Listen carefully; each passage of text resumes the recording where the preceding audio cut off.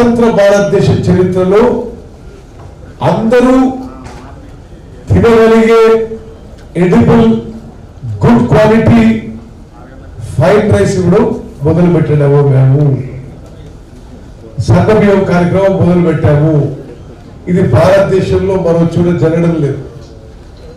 అంటే మనం ప్రజాప్రతినిధులైనా అధికారులైనా ఇది ఎంత గొప్ప కార్యక్రమం మనం వారు చెప్పక తప్పదు.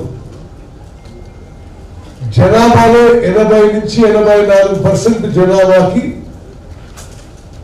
6 కిలోలు సన్నబియ్యం ఉచితంగా ఇస్తూ కడుపు నిండా భోజనం పెట్టే అన్నం పెట్టే కార్యక్రమాన్ని